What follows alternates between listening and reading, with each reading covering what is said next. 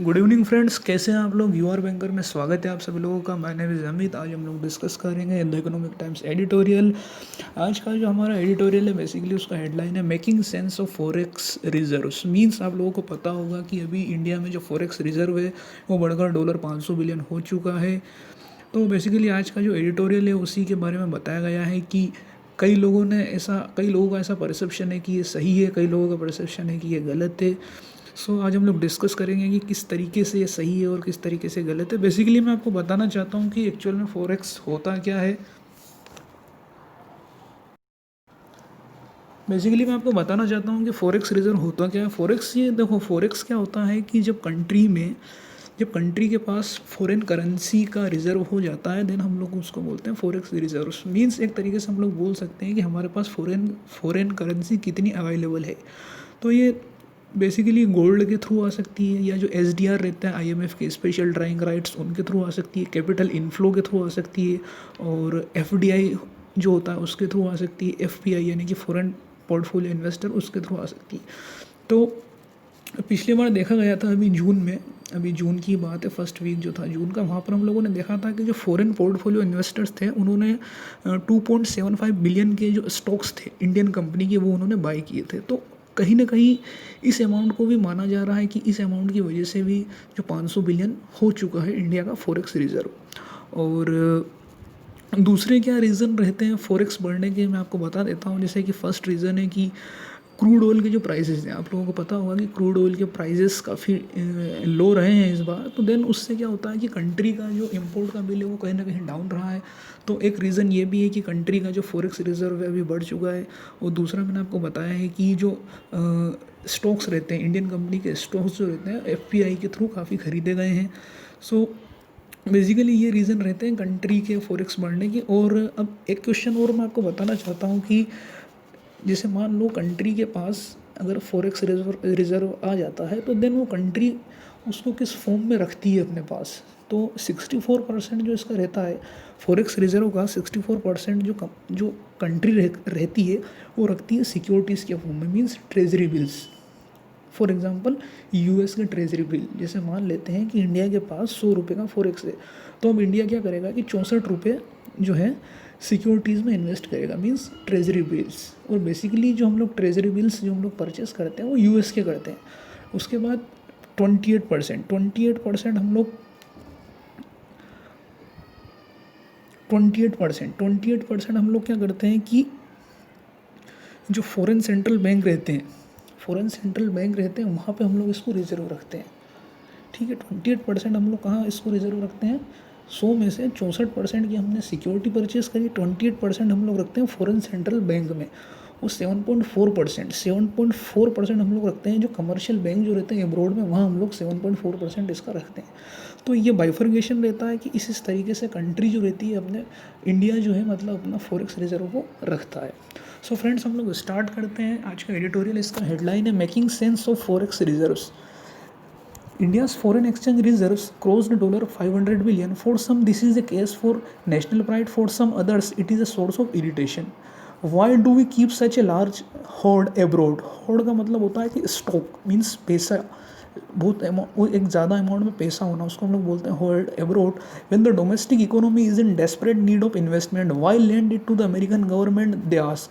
Both perception are deeply flawed, means logic नहीं है ये जो दोनों परसेप्शन है। कि देखो, कई बंदे ऐसा बोल रहे हैं कि इंडिया में जो भी 500 बिलियन का जो फॉरेन डायरेक्ट इन्वेस्टमेंट आया है, या फिर बोल सकते हैं कि जो इंडिया का जो फॉरेक्स रिजर्व है हमारा 500 बिलियन का है, तो ये क्या है कि कई लोगों का ऐसा मानना है कि ये हमारे लिए गर्व की बात है। लेकिन कई लोग ऐसा मान रहे हैं कि मतलब क्यों हम लोग ऐसा क्यों कर रहे हैं, जब हमारी इकोनॉमी को एक डेस्परेट नीड है इन्वेस्टमेंट की, देन हम लोग बजाय इन्वेस्टमेंट करने के हम लोग रिजर्व क्यों हमारा बढ़ा रहे हैं। तो मतलब ये जो दोनों जो परसेप्शन है मतलब कि ये लॉजिकल नहीं है, इसमें ऐसा बता रहे हैं। देन नेक्स्ट हम लोग देखते हैं, India runs a current account deficit most years, so our forex reserves are very different from the reserves of country that runs large and perpetual current account surplus like China. देखो, इसमें ऐसा बोल रहे हैं कि इंडिया का जो current account रहता है हमेशा से डेफिसिट में रहा है। तो जो हमारा जो फॉरेक्स रिजर्व है वो जो कंट्रीज़ है, जिन कंट्रीज़ का जो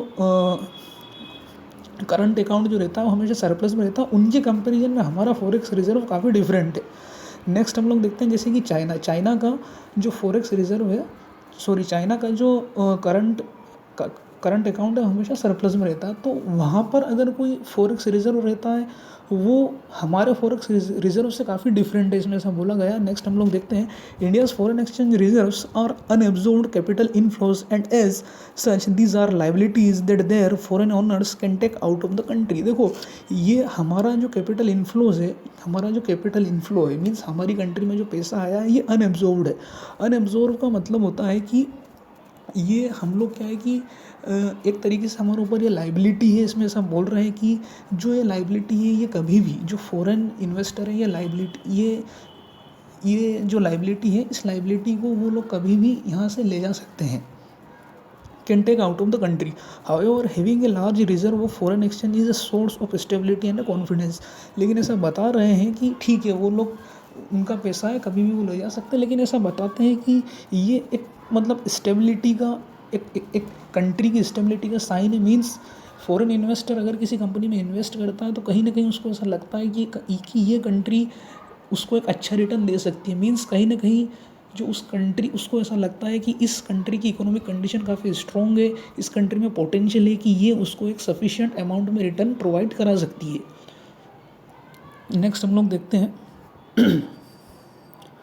However, having a large reserve of foreign exchange is a source of stability and confidence. It is tangible evidence that India will not be in position where it cannot pay for its import or service its debt, whether on the government account or otherwise. देखो वही चीज़ इसमें बता दी गई है कि ठीक है अगर आपके पास फॉरेक्स रिजर्व है तो इससे पता लगता है कि आप अपने इंपोर्ट का बिल पे कर सकते हो और आपकी जो डेप्ट की जो सर्विसेज है मीन्स आपने जो अदर कंट्रीज से आपने लोन ले रखा है उस पर जो इंटरेस्ट है या फिर आपका जो अमाउंट है वो आप पे करने की आप कैपेसिटी रखते हो। This reassurance allows foreign investor to pour fresh investment into the country. इससे क्या होता है कि ठीक है सामने वाले को अगर ऐसा लगता है कि इसमें पोटेंशियल है या अच्छा रिटर्न दे सकता है तो देन वो क्या करता है वापस अपना जो इन्वेस्टमेंट है उसी कंट्री में करता है। नेक्स्ट हम लोग देखते हैं that said large foreign exchange reserves are not a sign of. That said का मतलब होता है even large foreign exchange reserves are not a sign of great economic health when these arise from capital inflows. देखो foreign exchange reserve इसमें बोल रहे हैं कि जो फॉरेन एक्सचेंज रिजर्व है अगर कैपिटल इनफ्लो के थ्रू आता है तो मतलब इसको हम लोग ऐसा नहीं मान सकते हैं कि जो आपकी कंट्री की इकोनॉमिक हेल्थ काफ़ी स्ट्रॉन्ग है, इसमें ऐसा बोल रहे हैं it is a macro economic identity that foreign investment that is absorbed in the real economy equals the current account deficit. ठीक है ऐसा बोलते हैं कि जो फॉरेन इन्वेस्टमेंट रहता है जो रियल इकोनॉमी के अंदर एब्जॉर्ब हो जाता है वो करंट अकाउंट डेफिसिट के बराबर होता है। A country that runs a current account surplus actually एक कंट्री जो रहती है जो क्या है कि मतलब करंट अकाउंट सरप्लस को रन करती है मीन्स वहाँ पर करंट अकाउंट डेफिसिट नहीं है। एक्चुअली एक्सपोर्ट इट्स सेविंग जिस कंट्री में करंट अकाउंट सरप्लस में रहेगा तो वो क्या करती है कि जो उसकी सेविंग रहती है वो एक्सपोर्ट करती है, मतलब वहाँ का पैसा अदर कंट्री को वो लैंड कर देती है।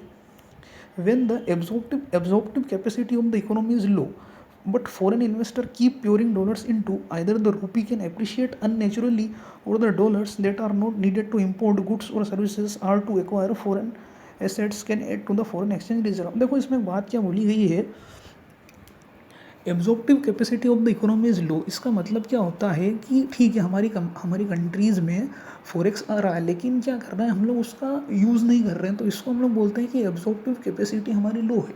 मीन्स मान लो कि जैसे कि कंट्री में 500 बिलियन का फॉरेक्स हमारे पास आ चुका है लेकिन हम लोग इसका कोई यूज़ नहीं कर रहे हैं, तो इसको हम लोग क्या बोलेंगे कि हमारी जो एब्जॉर्प्टिव कैपेसिटी है लो। तो इससे क्या होगा ये इसमें बताया गया है, इससे क्या होगा कि जो रुपी है हमारा रुपया है तो रुपया हमारा स्ट्रॉन्ग होगा, पहली चीज़ ये। और डॉलर और दूसरी चीज़ में क्या बोली गई है देखो रुपी कैन अप्रिशिएट अननेचुरली और the dollars that are not needed to import goods and service और to acquire foreign asset can add to. ठीक है देखो इसमें दो चीज़ें बोली गई हैं। एक चीज़ क्या होगी जब हमारी एब्जॉर्प्टिव कैपेसिटी लो है तो क्या होगा कि रुपया हमारा मजबूत होगा और जब हम लोग इस रिज़र्व का हम लोग यूज़ नहीं करेंगे तो ये रिज़र्व हमारा क्या होगा बढ़ता ही चला जाएगा, ये इसमें बोला गया है। नेक्स्ट हम लोग देखते हैं India's raising forex reserve are a sign of foreign appreciation of India's growth potential. ठीक है, ये क्या है कि इंडिया की जो ग्रोथ की जो पोटेंशियल है उसका फॉरेन एप्रिसिएशन है। मींस फॉरेन कंट्रीज़ जो फॉरेन इन्वेस्टर हैं हमारी कंट्री की जो कंपनीज़ हैं उन पे क्या है कि ये लोग भरोसा करते हैं कि उन लोगों को पता है कि इंडियन कंपनी का पोटेंशियल है कि ये आने वाले टाइम में एक जो मतलब एक सफिशिएंट आउटपुट उनको क्या है कि प्रोवाइड करेगी।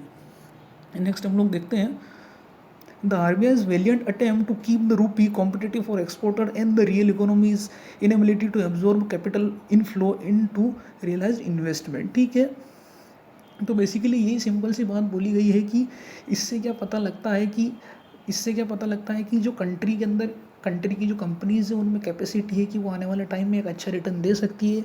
साथ ही साथ क्या है कि आरबीआई ने भी काफ़ी अटेम्प्ट किए हैं कि हमारा फॉरेक्स रिजर्व बढ़े। इससे क्या होगा कि जो रूपी जो हमारा डिप्रिशिएट हो रहा था उसमें कमी आएगी। तो ये बेसिकली बताया गया है इसमें। नेक्स्ट हम लोग देखते हैं the obvious thing to do is to raise the level of investment in the economy significantly about domestic saving. ठीक है, लेकिन जो ऑब्वियस थिंग है ऐसा बोला जा रहा है इसमें कि ऑब्वियस थिंग क्या है, ये फॉरेक्स रिजर्व बढ़ाना नहीं है। फॉरेक्स रिजर्व बढ़ाने से ज़्यादा फ़ायदा नहीं होगा। ऑब्वियस थिंग क्या है कि जो इन्वेस्टमेंट जो है कम इकोनॉमी के अंदर जो इन्वेस्टमेंट का लेवल है उसको इंक्रीज़ करना है सेविंग के कंपेरिजन में।